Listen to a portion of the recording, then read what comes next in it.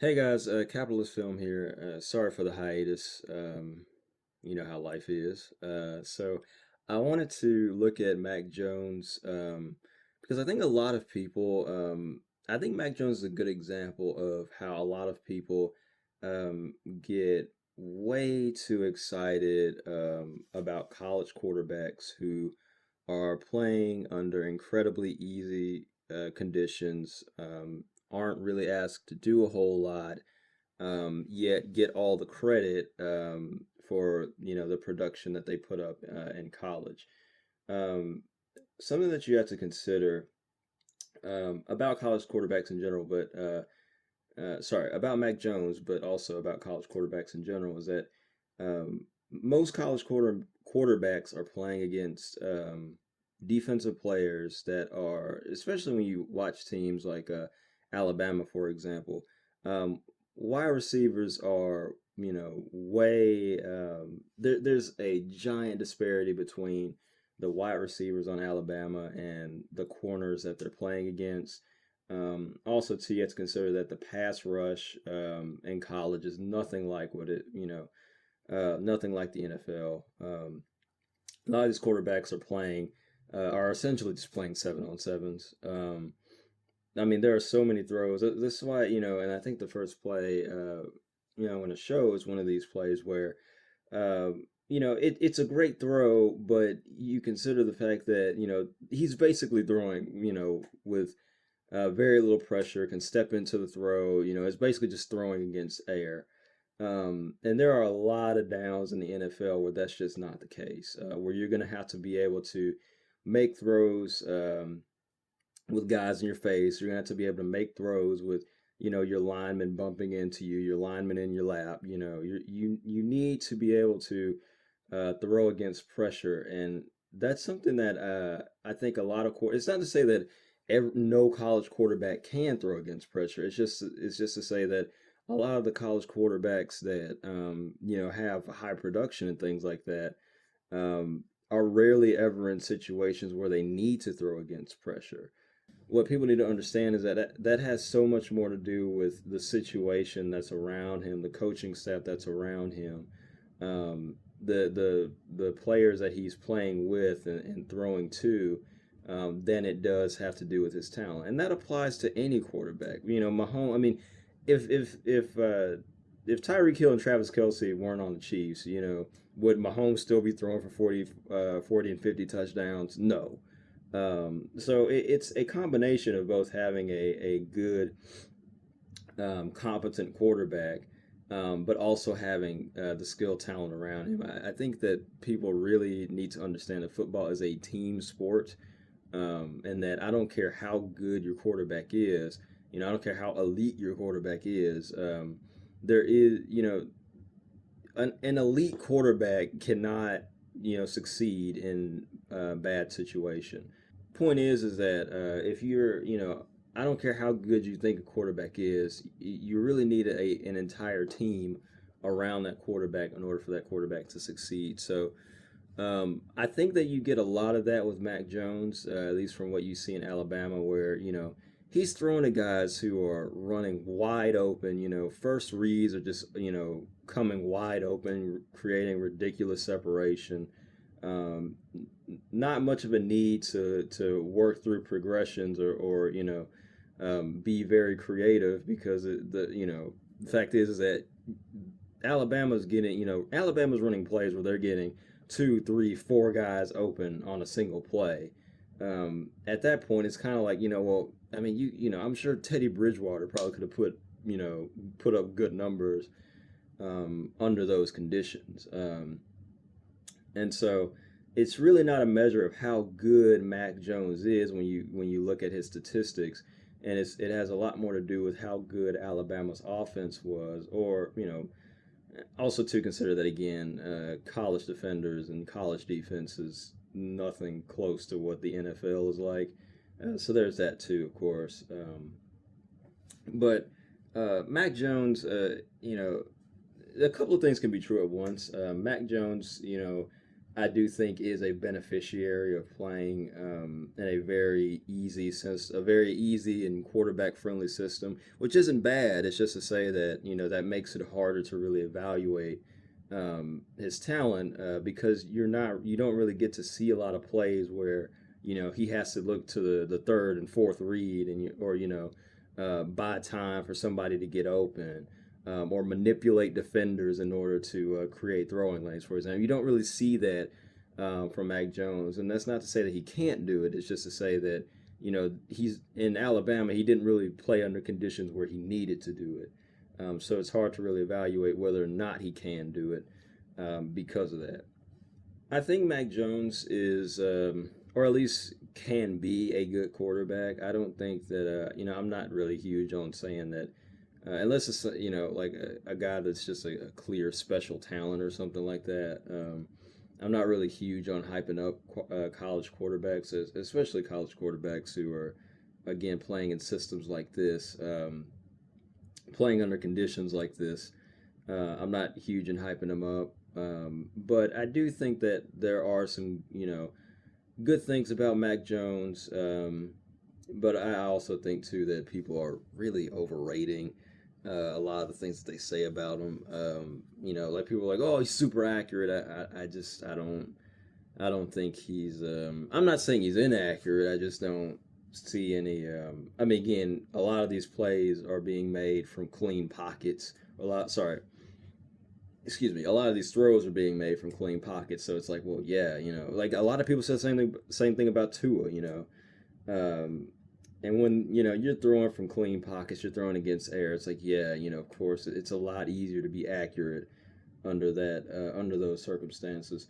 Um, but I do think there are some good things about him. He's a bigger quarterback, so that's nice. To be honest, I'm not really a fan of a lot of smaller quarterbacks. I'm just not. I think that because quarterback is a physical position, if you can get a guy that's larger than say like 5'10" or something, then I think that's a much better advantage to the quarterback. But he's a nice size quarterback.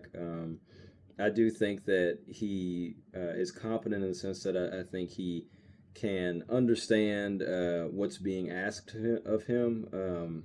But I also do think that there are some issues. For example, you'll see a lot of times where he just kind of like moves off a read or gives up on a read very quickly and takes easier underneath options. You see that a lot with Mac Jones.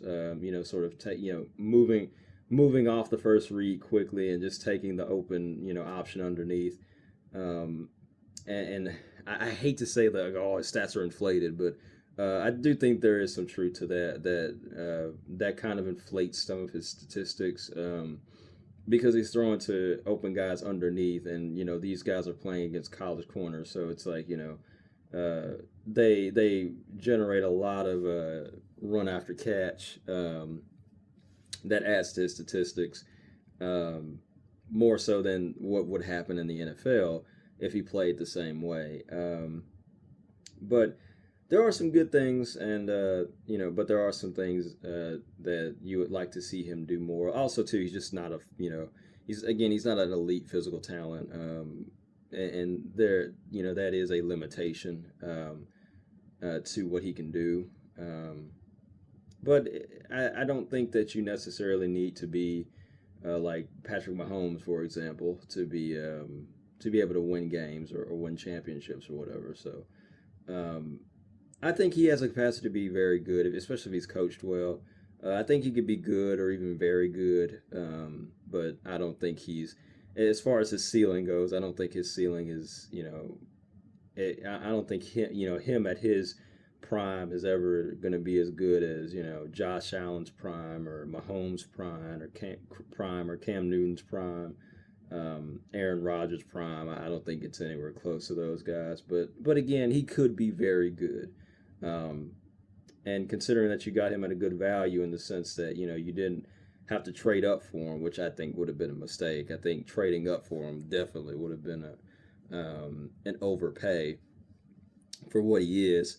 But the fact that you didn't have to trade up for him, you didn't have to invest a lot of draft capital into getting him.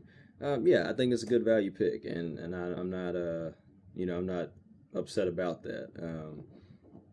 I think you can get some good value out of him if he's coached well, and that's about all you need. Frankly, I don't think you need a superstar quarterback. I think you really need to focus on building the entire team, and because again, football is a team sport. So I think focusing on building an entire team is a lot more important than trying to get one quarterback who you think is going to save your franchise or whatever. So anyway, let's move on to the first play that I wanted to show. So this is one of these plays I was talking about. People say, "Oh, oh man, look at how accurate that throw was. He's so accurate." So you realize that, well, a couple of things. One, the fact that his receiver just runs past his corner. That's you don't get this play that often in the NFL unless you're playing with a guy like Stephon Diggs or Tyreek Hill. It's very rare that you just have a wide receiver. I mean, maybe if it's a miscommunication or something, maybe that'd be the other thing. But if it's not a miscommunication and you're not playing with like Stephon Diggs or Tyreek Hill, your receiver is not going to run past an NFL corner with that level of ease. And also too, consider that on this throw, there's basically no pressure on him. He can step into the throw, fully roll over. That's not to me. It's a good throw in the sense that yes, it resulted in the touchdown. But it's nothing. It's not impressive to me in the sense that I would imagine any competent quarterback. I imagine most quarterbacks in the NFL, including backup quarterbacks, could probably make this throw. Um, and so before people get all excited about watching guys, who are essentially playing 7-on-7s. I mean, this to me is basically a 7-on-7 play because there's no pressure whatsoever from the pass rush. You know, I would just caution people before getting and especially Zach Wilson fans. I would really caution people about getting super excited about quarterbacks who are playing under incredibly easy conditions like this. So yeah, it's a good throw and catch, but again, recognize that the odds of you getting both of these things working out perfectly, the fact that there is very little pressure on them, and also too the fact that your wide receiver just immediately runs past the corner, that's just not this isn't how the NFL is played. And if we're going to evaluate him based on what we think he will do in the NFL, then I think we need to be critical about the plays that we're going to give him praise on. Plays like this, for example. I'm not going to freak out over a play like this, or I'm not going to give too much credit on a play like this because it just isn't how the NFL is played. It's that simple. Now, this play is kind of an example what I was talking about before. Mac Jones taking underneath options when you have bigger plays available to you, at least in my opinion. This is a play where your first read, he moves off his first read before he hits the top of his drop. At least, I should preface it by saying that I don't know how this play is coached. So it may be the case that they coach him to do that. I don't know.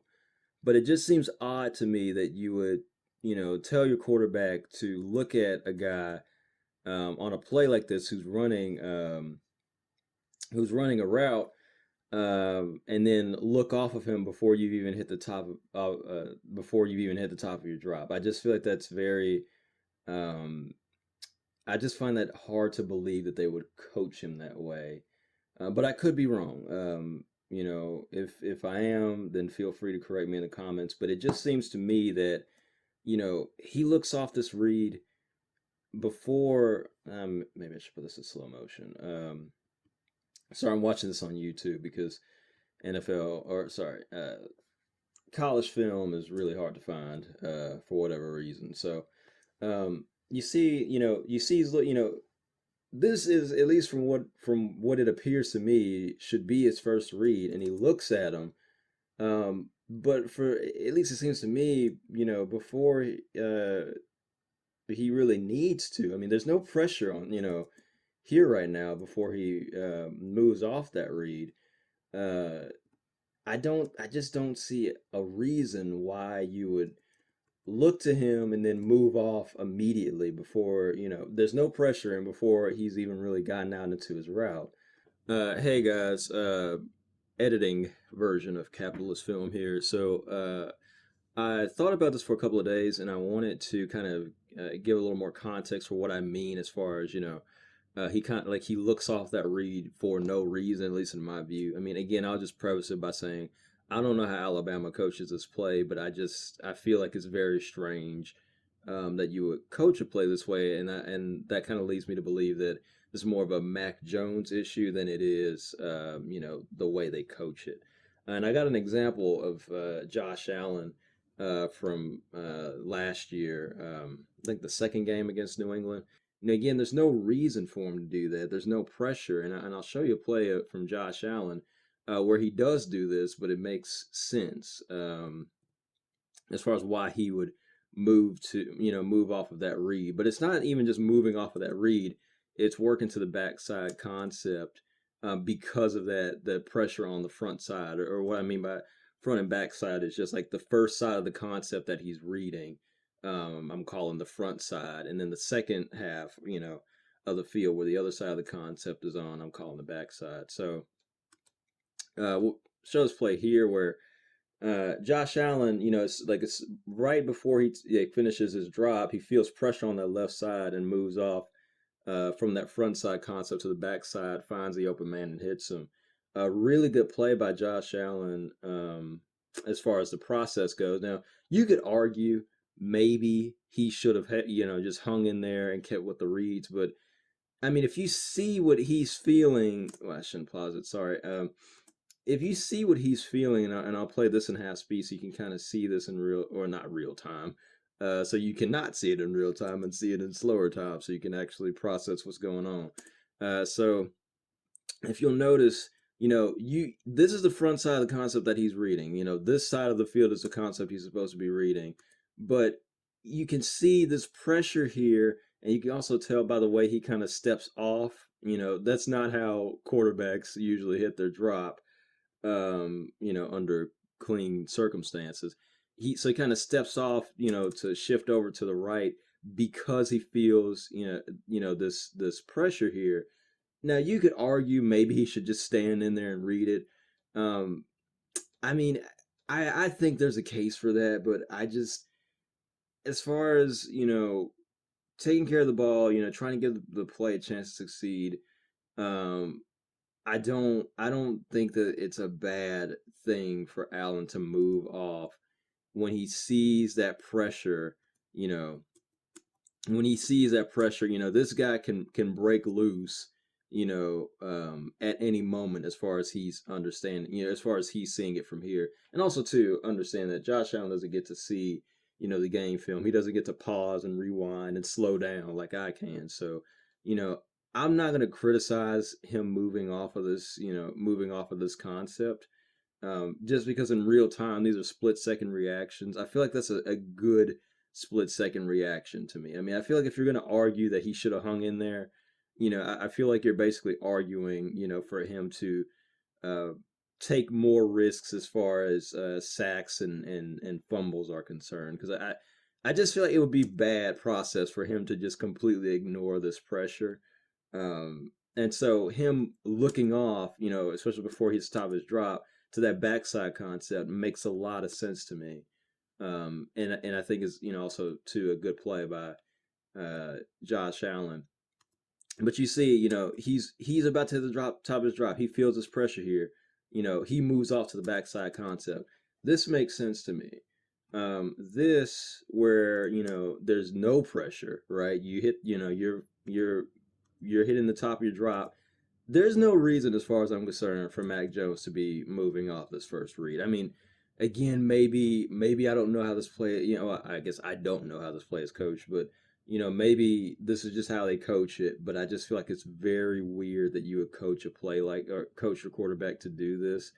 And so to me, this just kind of seems more indicative of a habit of Mac Jones of where, um, he likes to kind of throw these underneath routes, more like shallow completions and whatnot. And something that just drives me up a wall is when people say things like, "Oh, the ball's coming out quick. The ball comes out so quick when he plays, man. It's a good thing." It's like holding the ball, and I don't know if I've already done this rant. This is post editing, so or this is post recording for my, this is two different recording sessions, so I can't remember specifically if I did this rant before or not. So if I did, I'll probably cut it out. But um, holding the ball is not an inherently bad thing. Getting rid of the ball quickly is not an inherently good thing. It all depends on the design of the play, the concept that you're working. If you're working downfield concepts, holding the ball is a good thing. Or I should say this, if you're working a play with downfield concepts that you're trying to hit, holding the ball is a good thing. If you're working concepts, where you're just trying to get, to the first down and it's, a bunch of sticks or something like that, then yeah, getting rid of the ball quick is probably what you want to do in that situation if you can do it. And so when people say things, especially sports writers, they're like, "Oh, the ball gets out so quick. Mac Jones, he just so decisive." That to me, getting the ball out quick is not necessarily a good thing. I mean, obviously, you don't want a guy, back there who sees a read, sees a guy's open, and takes forever to throw it, right? But at the same time, you don't want a guy that's so impatient with the play or so uncomfortable with holding it, that he just checks it down or takes an underneath, option all the time either. And I'm not saying that Mac Jones is that guy, but you do see, that kind of tendency sometimes for him to take that underneath option, or move off of that first read immediately. And Alabama gets receivers down open downfield all the time. Part of that just has to do with the fact that, again, I've said it before, their receivers are significantly better than the college corners they're playing against. So I mean, it's not going to be like that in the NFL. But even still, if you get a guy this open, you wanna throw that. I just, there's really no debating that to me. You want to throw that. You want to see your quarterback throw that. And when your quarterback takes, you know, that underneath option, it's, to some degree, at least in my opinion, I feel like that's kind of failing the design of the play. Um, and the kind of example of how, again, completion percentage, getting the ball out quick, air quotes, these things are kind of meaningless without any context. And so when next time you hear like people say, "Oh man, this quarterback gets the ball out so quick. Oh, this quarterback has a 80% completion percent," understand that those statistics don't tell you anything about the context of, under which that quarterback is playing.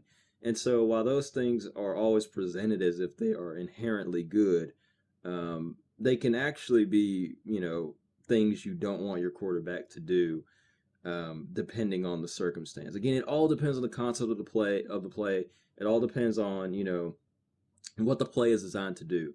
And if you are getting rid of the ball quickly when the play is designed to go downfield, then you're probably failing that play to some degree.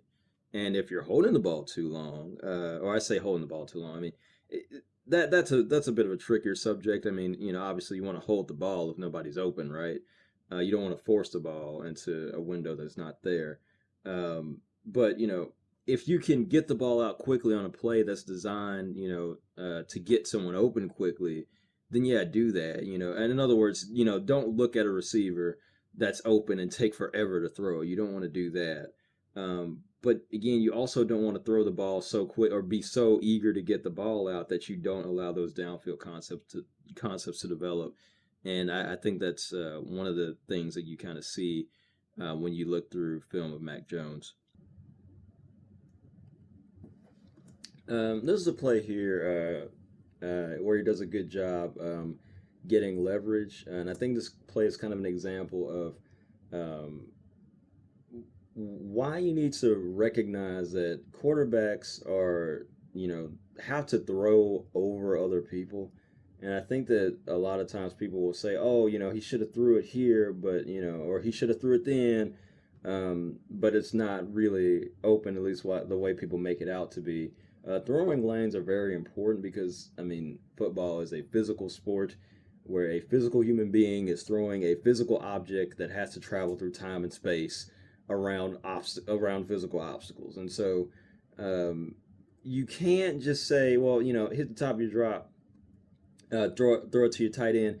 That's not really, at least from where he was standing. He kind of immediately rolled it out, but from where he's standing, if he stays right here and tries to throw it, this guy has an opportunity to bat it. And so he does a good job here, moving out, getting leverage, get into the open guy.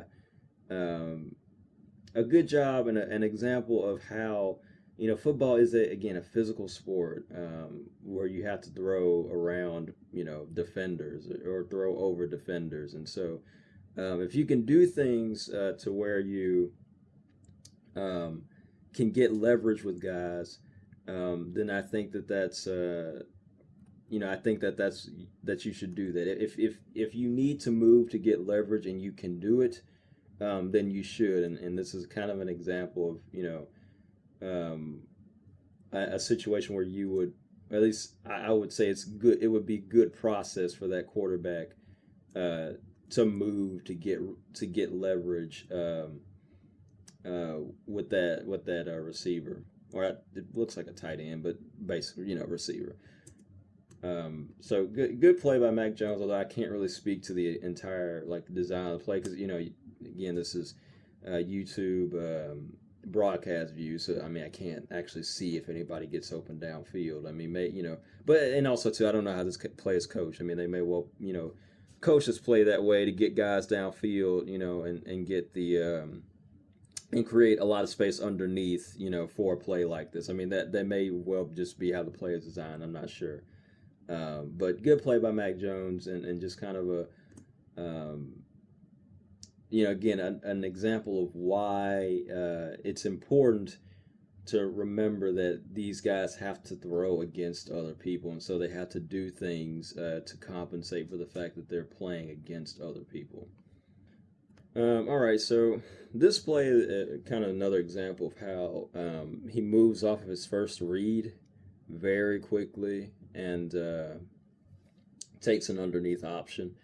Uh, to me, now, again, I say, I don't know how this play is coached, but I just find it hard to imagine that you would design a play that gets a guy as wide open as he is, and just have your quarterback, you know, uh, throw to the flat. I don't see why you would design a play to be that way. I guess. But anyway, his first read, which is this guy here, at least from how it appears to me, I don't see who else he could be looking at. Is this guy here? This guy gets open. Now I know it wouldn't be an easy throw. He's on the far hash. That would have to almost be a sideline throw. That's not an easy throw to make.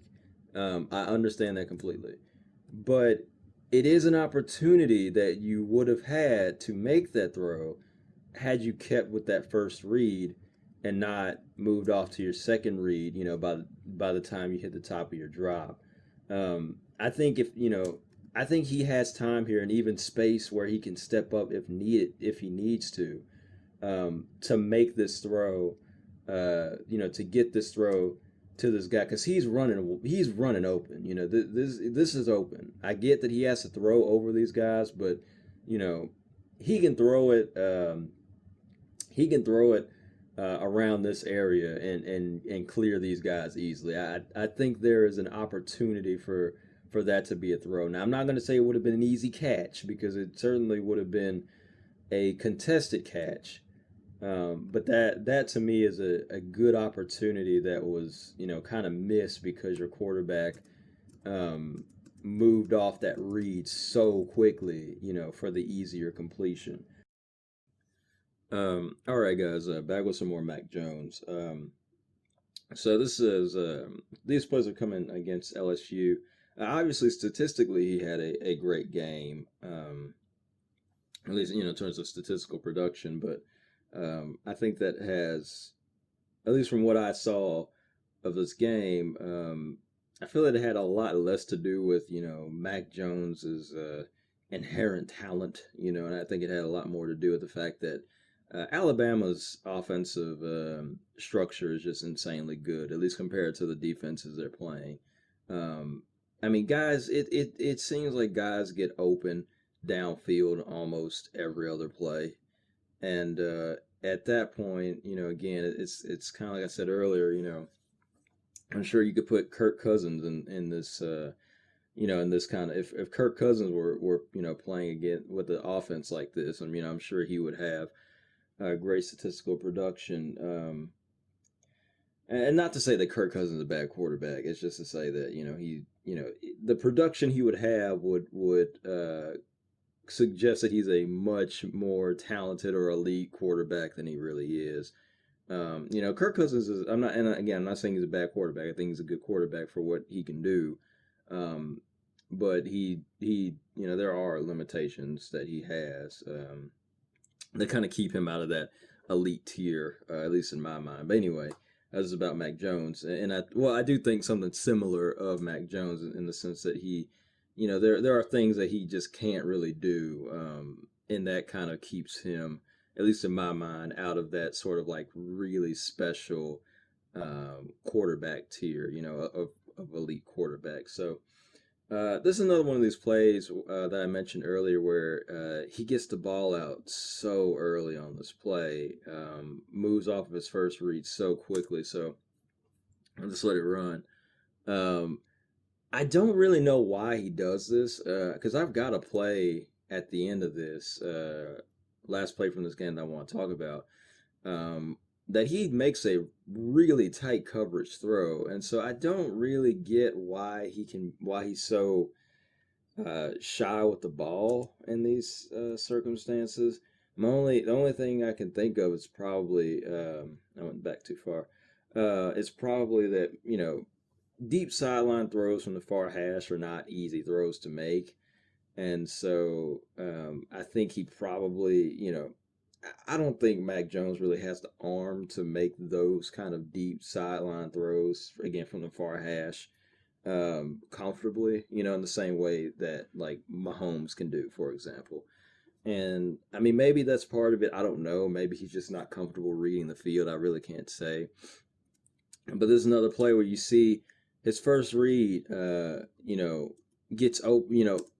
He's already gotten leverage against this corner. If he just holds this, which he has time to do, well, I don't know.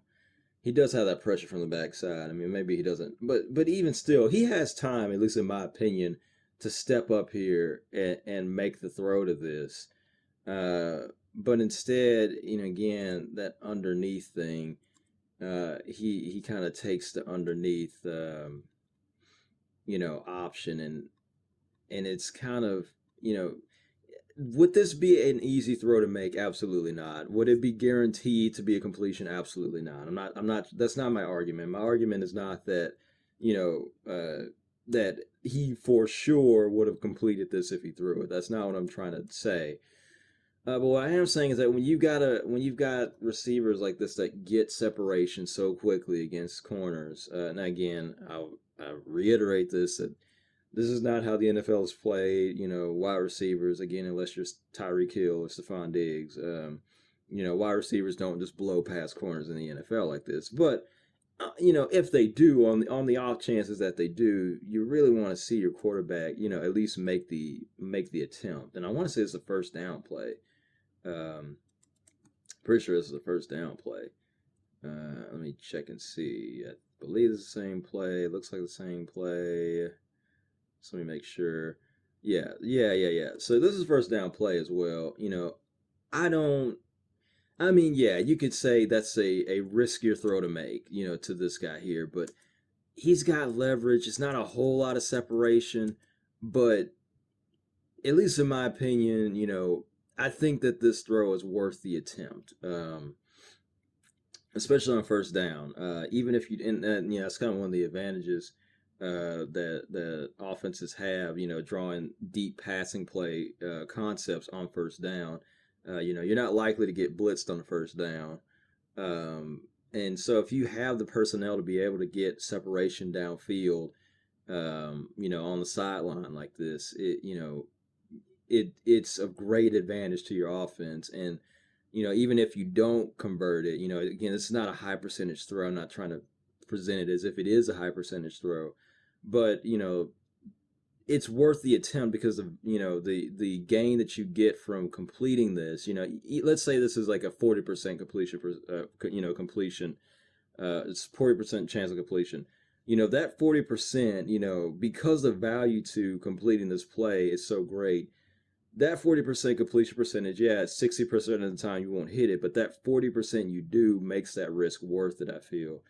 And again, you would like to see your quarterback, when your receiver is getting separation downfield. I mean, I know it's not a ton of separation, and it would be a far throw for sure. I'm not saying that, again, it's not my argument is not this is an easy throw. My argument's not that he would for sure complete it, but you want to see your quarterback at least make the attempt when the opportunity is there. Again, in the NFL, you're not going to get opportunities like this. You're not going to get, a relatively clean pocket, like this, where you can step into the throw, and you're also not going to get your receiver, beating corners this quickly either. These two things happening simultaneously, clean pocket and receiver separation downfield. They are much rarer in the NFL than they are in college, and so if you have those opportunities during a play, you really don't want to give them up because of how rare, how infrequently they happen. Uh, let's play here. We're running in full speed. This play here is a good play by Mac Jones as far as pocket management or pocket awareness was concerned. And we can run that in slow-mo so we can really dissect it. So I didn't mean to do that. So feels the left-sided pressure, steps up, delivers the ball, keeps his eyes downfield, feels his pressure here, steps up in the pocket, makes the throw. Good play. I'm not. I don't think there's anything to even really criticize about the play. I think this is a good job and what you would want to see more of out of Mac Jones as far as pocket awareness and keeping his eyes downfield. Although part of it may also too be that the fact that he didn't really have an underneath option to throw to, so that might be part of it as well. But good play by Mac Jones. I don't want to take anything from this play. I liked how he felt that pressure, recognized it, moved up in the pocket. That's what you want to do. Now, there are quarterbacks like Carson Wentz, for example, who would feel that pressure and then bounce this way outside back here, and then end up getting sacked or try to throw it downfield and get picked. So this is good reaction, and more of what you would want to see from Mac Jones as a quarterback.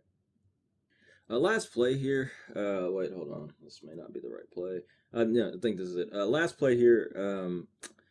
Again, Mac Jones. It's not that. At least Mac Jones does. This to me at least should serves as, and it's not complete, but obviously it's a good throw. In the tight coverage. I mean, it doesn't seem like he's afraid to make these kind of throws. I don't know why he moves off of those reads. I mean, that's a great throw. I mean, well, I say it's a great throw. I mean, you could argue that an NFL corner or safety probably would have picked that. Maybe you could argue that an NFL corner or safety would have picked that or batted it. I mean, I think there is an argument to be made there. I mean, you could say it's a little underthrown in the sense that the receiver kind of has to come back to get it. But I think it's still, as far as, excuse me, the attempt, I still think it was a good throw, a good attempt. And so I don't see, or at the very least, the reason I pulled this play out is because he's obviously willing to make tight coverage throws. Like, it's not like he never makes a tight coverage throw or never makes an attempt into a tight window. So I really don't understand why he has that habit of moving off of those reads the way he does. Um, it is odd.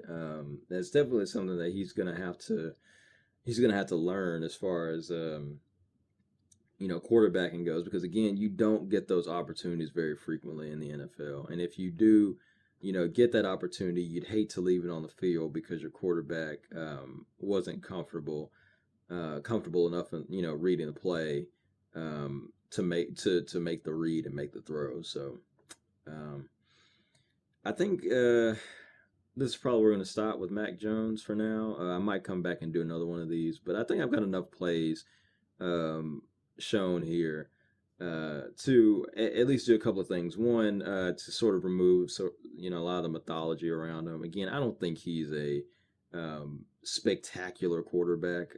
I think he can be good, and I think his ceiling is probably very good, and not too much more than that. Which is not, again, it's not a bad thing. I said this before. Um, I'm much more, if as far as from a team building standpoint, the quarterback is one position, and trying to trade and draft and and give up all this capital to get a guy you think is elite. I just in removing focus from actually building the team out around him. I would much rather have a great, or sorry, I'd much rather have a very good quarterback, and a lot of good to very good pass catching options, than have a quote unquote elite quarterback and average to subpar pass catching options. And I say elite in air quotes because a lot of guys that people think are elite, and I'm not going to go into too much detail about it because that's more than I'm trying to prove right now. But there are a lot of guys in the league that people say are elite quarterbacks and are not elite quarterbacks. Um, and get a lot of credit for the offensive structure and the personnel around them. Um, and so, like I said, I'd much rather have a quarterback that be very good than try to trade your entire team's future on one guy who you're hoping is going to be elite. Um, and whether or not he's elite, if you don't have a team with good pass catching options, if you don't have a team with good linemen that can make their blocks, it doesn't matter who your quarterback is. Your quarterback could be Aaron Rodgers. It doesn't matter. It's a team sport, and I think that that's the most important thing. That both, I mean, I don't want to say this like I know more than and professionals know.